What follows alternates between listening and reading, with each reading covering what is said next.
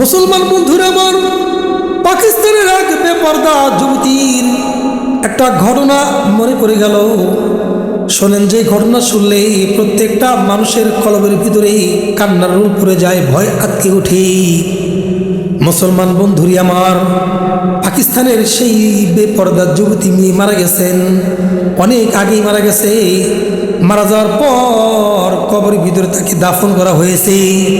মুসলমান বন্ধুরা আমার, অনেকদিন পর সেই কবরের পাশ দিয়া একজন রাখাল মানুষ পশুকে খাওয়ানোর জন্য কিছু ঘাস কাটে, দেখেন না, এই ঘাস কাটার জন্য কবরস্থানে গেছেন।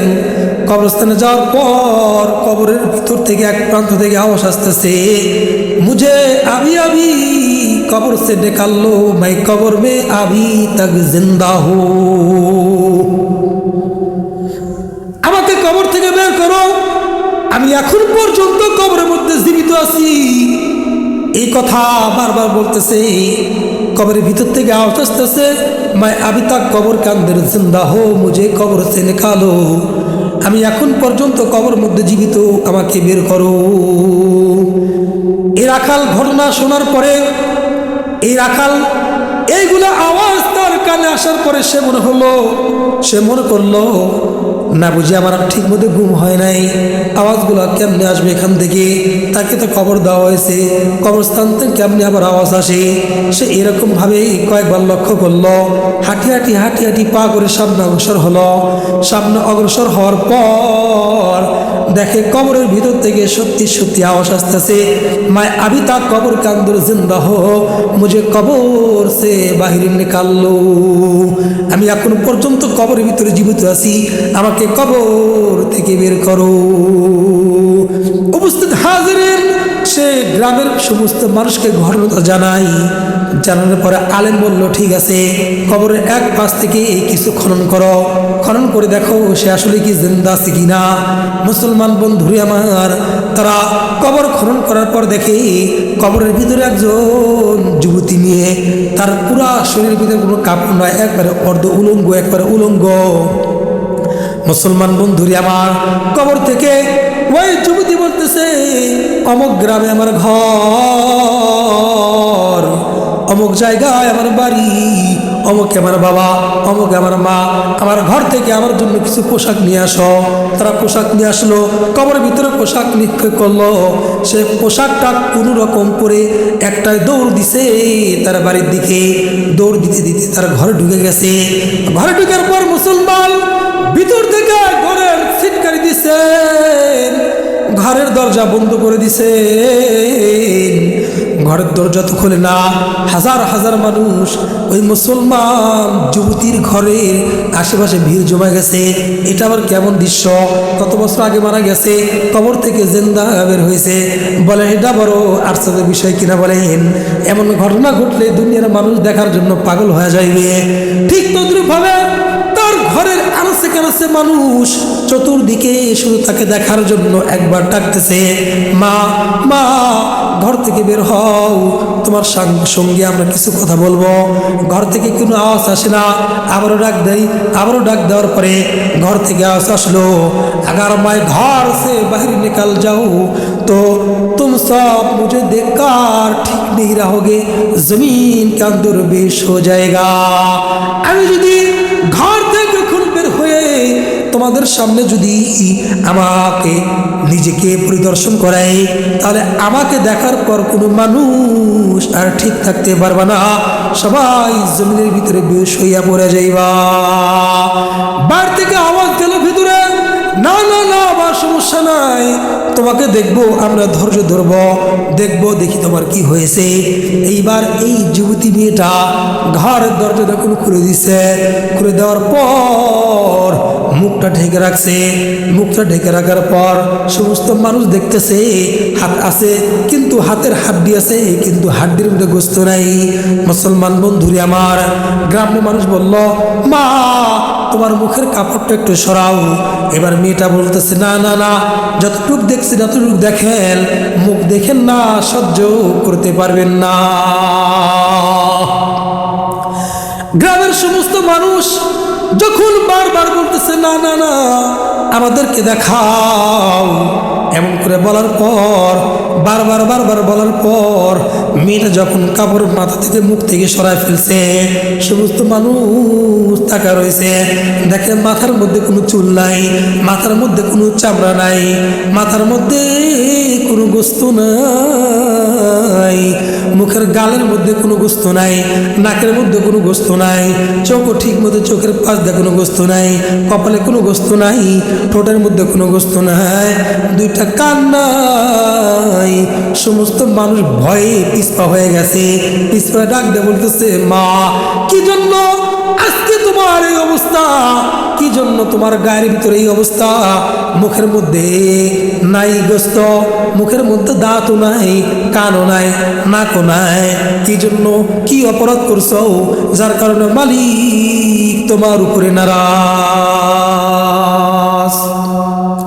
ও মুসলমান, এই দৃশ্য দেখার পরে মুসলমান বন্ধুরা আমার মেয়েটা বলা শুরু করলো, অনুর্গল বলা শুরু করলো যে আমি দুনিয়ার মধ্যে চলতাম মানুষকে আকৃষ্ট করার জন্য, আমি নিজেও আকৃষ্ট হতাম, মানুষকেও আকৃষ্ট করতাম আমার দিকে জিনা করার জন্য। মানুষের সঙ্গে আমি ব্যভিচার করেছি। আমি দুনিয়ার মধ্যে চলতাম, আমার ঠোঁটের ভিতরে আমি লাল রং বেরঙের লিপস্টিক মাখাইতাম, গালের ভিতরে মেকআপ করতাম, ভুরু উঠাইতাম, কান দিয়ে গান শ্রবণ করতাম, খারাপ খারাপ কথা আমি জবান দিয়ে বের করতাম, আমি মডেলিং হয়ে চলতাম। চলার কারণে মানুষ আমার দিকে আকৃষ্ট হয়ে যেত, আমিও মানুষের দিকে আকৃষ্ট হয়ে যাইতাম, আর আমরা সবাই গুনার মধ্যে লিপ্ত হয়ে যাইতাম। আল্লাহর পয়গম্বর বলেন, সিনফানি মিন আহলিন নার লাম আরাহুমা কওমুন মাআহুম সিয়াতুন কাযনাবিল বাকরি ইয়াজরিমুনা বিহান নাস ওয়া নিসাউন কাসিয়াতুন আরিয়াতুন মুমিলাতুন মাইলাতুন লা ইয়াদখুলুল জান্নাহ। আল্লাহর পয়গম্বর সাল্লাল্লাহু আলাইহি সাল্লাম বলেন, মদিনার নবী রাসূল আকরাম সাল্লাল্লাহু আলাইহি সাল্লাম বলেন, যখন তোমরা আমার সুন্নতকে বাদ দিয়া, যখন তোমরা পর্দা ছেড়ে, যখন তোমরা অর্ধ উলঙ্গ হয়ে চলবা, তখন আল্লাহ তাআলার লানত, আমি রাসূলের লানত, জেনার ভিতর লিপ্ত হয়ে যাইবা, গুনার ভিতর লিপ্ত হয়ে যাইবা। এরকম মানুষের জন্য ফি নারি জাহান্নামা খালিদিনা ফিহা ওয়া লাহুম আযাবুন আযীম। তারা নিজের দোষে নিজেকে মানুষের সামনে বিকৃত করেছে, নিজের সম্মান হানি করেছে, নিজের ইজ্জত মানুষের মধ্যে বিলীন করে দিয়েছে। এক টাকার জন্য, কিছু টাকার জন্য নিজের দামি দামি সম্মান মানুষের সামনে শেষ করে দিয়েছে। একটা বারও সে চিন্তা করে নাই। এই জন্য মেয়েটা বলতেছে, আমি রাসূলের কোনো সুন্নত মানতাম না, আল্লাহর কোরআনকে ভয় পেতাম না, আমি এইগুলা ফ্যাশন করতাম, যার কারণে আল্লাহ রাব্বুল আলামিনের হুকুমে ফেরেশতারা আমার ঠোঁটের গোস্ত তুলে ফেলেছে, নাকের গোস্ত আমাকে তুলে ফেলেছে, আমার গাল থেকে গোস্ত উঠা ফেলেছে, কান থেকে সব গোস্ত উঠে ফেলেছে। এই কথা বলার পরে মেয়েটা চিৎকার দিয়ে আমার মারা গেছে। মুসলমান বন্ধুরি আমার, একটা মেসেজ এখান থেকে আসে। সেই মেসেজটা হলো, আমরাও যদি বেপর্দা হয়ে, আমরাও যদি অর্ধ উলঙ্গ হয়ে কানের মধ্যে হেডফোন লাগাইয়া হিন্দি গানের সিরিয়াল শুনি, আর যুবক ভাইরা তো দূরেই থাক, আমার দেশের দাড়ি পাকাওয়ালা মানুষরা তারাও তো হোস্টেলের ভিতরে যায়।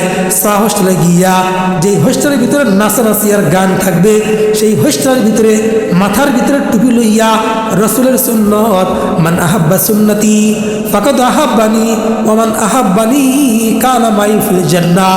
আল্লাহর পয়গম্বর বলেন, এক একটা সুন্নতের বিনিময়ে আমি আল্লাহর পয়গম্বর কথা দিলাম রে, কাল কিয়ামতের ময়দানে তোমাদেরকে আমি জান্নাতে নিয়ে যাব। আর সেই সুন্নতি দাড়ি আমরা মুখ রেখে আমরা টেলিভিশন দেখি, নাপাক গান শুনি, মানুষের গীবত গায়, মানুষের বদদুয়া করি, মানুষের সমালোচনা করি। এমন করলে আমাদের সামনে কবরের ভিতরে শাস্তি ছাড়া জান্নাতের হাওয়া কখনো কিভাবে মিলবে বলেন? এমন করে চললে আমাদের কবরের আযাবটা শুরু হয়ে যাবে। কবরের ভিতরে শান্তি পাওয়া যাবে না।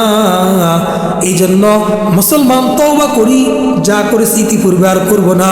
ওগো রব, ভুল করেছি, আমাকে মাফ করে দেন। বান্দা যখন তওবা করে আল্লাহ রাব্বুল আলামিন অত্যন্ত খুশি হয়ে যান। আল্লাহ রাব্বুল আলামিন করে বলেন, ইয়া আইয়ুহাল্লাযীনা আমানু তুবু ইলাল্লাহি তাওবাতান নাসুহা। যখন ভুল করবা, জীবন ভরা ভুল করবা, একটা মুহূর্তের জন্য বুঝতে পেরেছ আমি যা করেছি অতীতে ভুল করেছি, আল্লাহ আল্লাহ রে মাফ করে দেন, তওবা করতেছি আর এমনটা করব না। আল্লাহ বলেন, বান্দা যখন তুমি তওবা করো আমি এতই খুশি হয়ে যাই।